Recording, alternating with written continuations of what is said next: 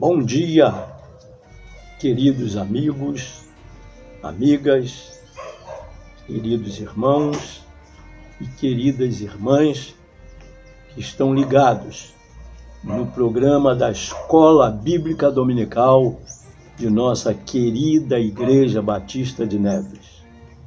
Hoje, as classes que estão nas casas diversas estão estudando o alvo a ser alcançado. E a lição de hoje, ela está baseada justamente naquilo que o apóstolo Paulo escreveu à igreja aos Filipenses. Ter um alvo, uma meta, um objetivo, sempre é importante na vida. Acalentar sonhos nutre nossa esperança. Quem não tem meta, não sabe aonde ir. Pode se frustrar mais facilmente. Faltar motivação por faltar ideal é ruim. Pior ainda, quando não há sonhos na vida espiritual. Quando não se sabe para onde irá na eternidade. Paulo converteu-se a Jesus. Passou a ser um discípulo de Jesus. Entendeu perfeitamente a missão que lhe fora dada: ser um pregador, especialmente entre os gentios. Plantar igrejas e ensinar os crentes a se firmarem na fé. Tudo isso fazia parte do bojo da vida e do ministério de Paulo. Mas é notório que em tudo isto que ele evidenciava em sua vida e obra, Paulo deixava claro que o seu alvo maior não era o trabalho em si. Seu alvo sempre foi Jesus Cristo. Ele nos ensina a viver esse alvo e nos ajuda a entender de que maneira podemos fazer isso. Então, ele, com base nos versículos 1º e 2º de sua carta, no capítulo 3 aos Filipenses, ele fala sobre o cuidado com quem e o que estamos aprendendo. E ele diz assim: meus irmãos, quanto às outras coisas, alegrai-vos no Senhor. Para mim, não é difícil escrever-vos as mesmas coisas, e isso vos dá segurança. Tomai cuidado com esses cães, cuidado com os maus obreiros, cuidado com a falsa circuncisão. Nesse alvo que temos e vivenciamos com perspectiva eterna, é preciso ter muito cuidado com quem e o que estamos aprendendo. O que tem feito parte de nosso aprendizado? Alimenta, nutre o sonho ou fragiliza o alvo da nossa fé? Traz clareza ou embaraços para focarmos nosso alvo? Consolida a busca do alvo ou bombeia a busca dele? Os ensinos que recebemos e de quem recebemos ajuda, fazem o alvo ficar mais próximo ou distante? Diante do aprendizado, Paulo requer cautela, cuidado, prudência. Basta alguém afirmar que crê para logo nos irmanarmos com ele. Não nos preocupamos em saber qual o seu ensino. Casos semelhantes parecem mais prudentes os filhos das trevas. Em Atenas, perguntaram a Paulo pela doutrina e não pela fé. É pela doutrina que se avalia a fé. Paulo diz que precisamos ter cautela, cuidado. A ideia é não deixar de olhar, de observar. Não pode passar desapercebido todo tipo de ensino. Paulo diz que é para a nossa segurança. A ideia que se tem ao ser específico, usando as palavras cães, maus obreiros e da circuncisão, é que Paulo sabia identificar muito bem aqueles que poderiam fazer mal aos crentes. Pessoas vorazes e traiçoeiras, líderes fingidos, querendo aparecer bons, mas os ensinos os denunciavam como maus. Paulo alerta sobre aqueles que achavam ser o único povo. Era a influência judaica no cristianismo. Nem sempre perder é derrota, quando perdemos para ganhar a Cristo. Paulo então diz no versículo 7 do capítulo 3, mas o que para mim era lucro, passei a considerar perda por amor de Cristo. Há muitas coisas que achamos que temos ganho, mas que, na verdade, precisamos aprender a renunciar. Paulo diz que muitas coisas em sua vida, que antes eram importantes, ele havia renunciado por amor a Cristo. Perdeu para ganhar. Com certeza, é algo que ainda temos que aprender. A proposta do nosso coração muitas vezes tem sido a de querer a Cristo, conquanto que eu não precise deixar minhas conquistas pelo pecado. Paulo tinha um lucro enorme em sua religiosidade.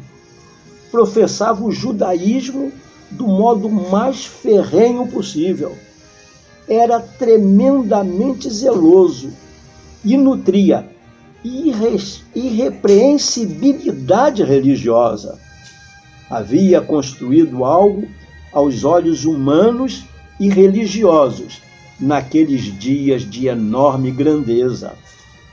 Paulo entendeu que o seu alvo era outro e era maior. O que para ele era lucro, perdeu, renunciou para que Jesus estivesse diante de seus olhos e se tornasse o alvo maior de sua vida. Nada pode ser comparado ao prêmio maior que Jesus. Nada pode ser comparado a esta riqueza espiritual. Nossos olhos precisam estar fitos em Jesus.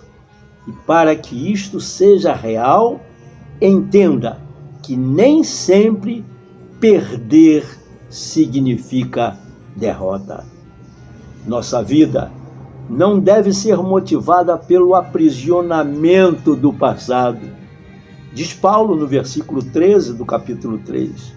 Irmãos, não penso que eu mesmo já o tenha alcançado, mas faço o seguinte, esquecendo-me das coisas que ficaram para trás e avançando para as que estão adiante. Nosso alvo, sendo Jesus, é preciso tomar cuidado com uma armadilha muito presente e que tenta nos aprisionar, a escravidão do passado. Paulo diz que ele se esquecia das coisas que para trás ficaram. É claro que Paulo não falava de um esquecimento de coisas que tinham ocorrido e que tinha vivenciado ou experimentado, mas as coisas passadas só devem ser lembradas se forem para ações de graças e júbilo diante do Senhor. Jamais olhar para trás para lamentar, murmurar. Tem gente que lamenta e murmura o tempo todo de tudo e de todos. lembra o passado para reconstruir mágoas, ressentimentos, rancor. Constrói uma vida em cima do saudosismo e não da saudade. Saudade nos leva à gratidão e ações de graças. Saudosismo é um esforço inútil e doentio em refazer o que não se pode ou não se deve reconstruir. Quem vive no passado com lamentações não tem tempo para olhar o que está à frente e perseguir o grande alvo da fé. O passado pode causar paralisia espiritual. Paulo dizia que esquecia o que ficava para trás, para avançar, e sabia muito bem o que queria. Era o prêmio da soberana vocação em Cristo Jesus. Deve desenvolver em nós o exercício da confiança na providência divina e não na ansiedade humana. No capítulo 4, versículo 6, Paulo diz o seguinte: não andeis ociosos por coisa alguma. Pelo contrário, sejam os vossos pedidos plenamente conhecidos diante de Deus, por meio de oração e súplica, com ações de graças. A ansiedade, muitas vezes, é falta de fé e alimenta a incredulidade. Vai se tornando também uma enfermidade emocional, um desequilíbrio, e realimenta a imaturidade emocional e, consequentemente, espiritual. Paulo diz para não vivermos ansiosos por coisa alguma, por nada. A ansiedade, na prática, é uma maneira de dizer que Deus não cuida, não toma providências, que Deus não faz. Tudo está sob o controle do Senhor. Paulo diz que a maneira de combater a ansiedade é desenvolver e crescer na fé, colocar nossa confiança em prática. Por isso, Paulo diz: todas as coisas. Nossos pedidos devem ser colocados diante de Deus pela oração e súplica. E nesse ponto surge algo especial, com ações de graças. Ações de graças faz a gente focar no melhor. Independentemente das circunstâncias, somos fortalecidos pelo Senhor.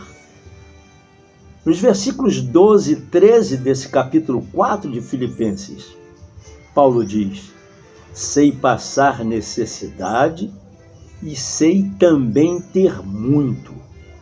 Tenho experiência diante de qualquer circunstância e em todas as coisas, tanto na fartura como na fome, tendo muito ou enfrentando escassez. Posso todas as coisas naquele que me fortalece. Não importam as circunstâncias, temos o nosso Deus que cuida de nós. Paulo disse: posso todas as coisas naquele que me fortalece. Paulo não declara nesta expressão o poder conquistador, tomar posse de tudo, como alguns imaginam e muitas vezes usam este versículo impropriamente. Paulo dizia que podia todas as coisas, ou seja, ele podia ter abundância ou ter falta, podia ter fartura ou até mesmo privações, porque o seu Deus o fortalecia sempre em todas as circunstâncias boas ou aparentemente ruins. E tudo isto, diz Paulo, fazia parte de um aprendizado, porque já aprendi a contentar-me. Tem tanta coisa que precisamos aprender a viver em nossa vida cristã, irmãos. Ser fortalecido, reconhecer este fortalecimento é também um aprendizado que vale a pena, que provavelmente tem muito mais valor do que muitas graduações, por mais importantes que sejam, talvez, mas aos olhos dos homens. Acho que deveríamos nos matricular no curso, na graduação, no aprendizado, aprender a contentar-se. Grande desafio para quem está de olho no alvo que é Jesus. Concluindo este estudo, precisamos colocar nossos olhos fitos em Jesus. Vale a pena estar grudado em Jesus e não perdê-lo de vista em nossa caminhada. Como colocar nossa vida em direção ao alvo e buscá-lo? É a pergunta. Primeiro, nunca perca Jesus de vista. Nada pode ofuscar Jesus de seus olhos. Segundo, cuidado, muito cuidado mesmo com quem e o que você tem aprendido. Não seja ingênuo na vida espiritual. Seja simples, mas criterioso. Terceiro, não deixe o passado conduzir você. Não se prenda ao saudosismo. Quem olha para trás para se lamentar, não avança. Quarto e último, aprenda a confiar em Deus, que é o antídoto da ansiedade. O nosso alvo deve estar focado naquele que morreu na cruz para nos dar a garantia da vida eterna. Que Deus abençoe a todos nós. Um bom dia de domingo.